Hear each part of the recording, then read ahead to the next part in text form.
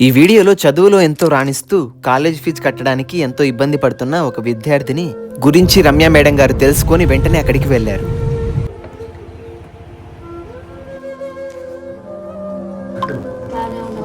Last time fee కట్టాము 12,000 కట్టాము. ఆ పేపర్స్ ఇస్తారా నాకు? సార్ మీరు చేసేవాళ్ళు మట్టి మాకు ఎలా చదువుతున్నారా నువ్వు?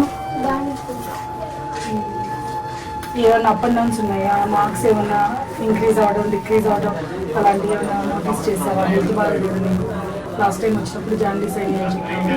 ఎట్లా ఉంది ఎడ్యుకేషన్? అప్పుడు లోగా ఉంది, ఇప్పుడు కొంచెం ఇంక్రీజ్ అయింది. ఇంక్రీజ్ అయింది. బాగా చదువుకోవాలి.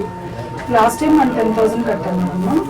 ఇప్పుడు రిమైనింగ్ మీకు చెప్పాను కదా, ఆ రోజు 25,000 చెప్పాను మన ఫీజు. 25,000 మనం 10,000 ఆల్రెడీ పే చేసేసాము. ఇంకా 15,000 ఉంది. నేను ఇవాళ ఇంకా 15,000 నేను ఇస్తాను. నువ్వు చేయాల్సింది ఒకటే, గుర్తుపెట్టుకు బాగా చదువుకోవాలి. మీ సైడ్ నుంచి నేను ఎక్స్పెక్ట్ చేసేది ఏంటంటే మంచి చదువు. ఇప్పుడు అమ్మ లేకపోయినా నాన్న లేకపోయినా చాలా కష్టపడి చదివిస్తుంది కదా అమ్మని, అవునా కదా? ఇయర్ మేము చేసాం. అందుకు ముందంతా అమ్మమ్మే కదా మొత్తం చేసింది. ఎంతో అంటే ఇంక గివప్ ఇవ్వలేదు నీకు ఎక్కడ. లాస్ట్ టైం 10,000 ఇచ్చారు, ఇప్పుడు 15,000 ఇస్తున్నారు.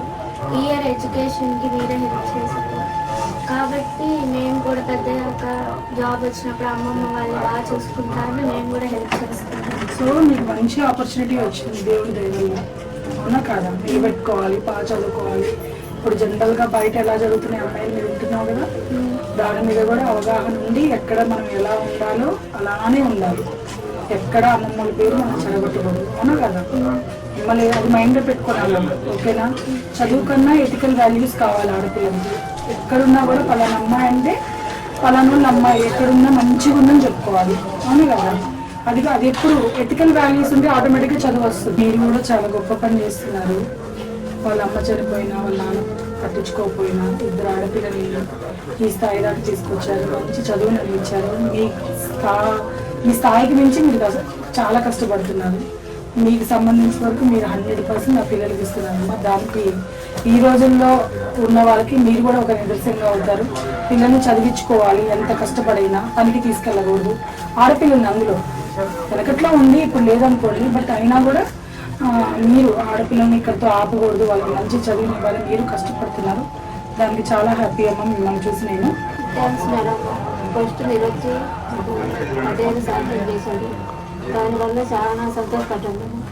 ఇప్పుడు మా పాఠంతో అర్థం చేసుకొని మాకు బాగా ఇప్పుడు టైట్గా ఉంది ఫీజు కట్టడం.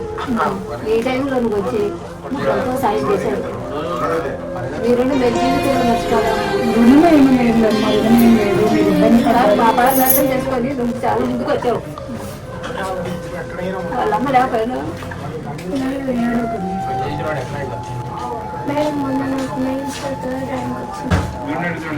ఓకే, బాగా చదువుకున్నాను, ఇంకా బాగా చదువుకో.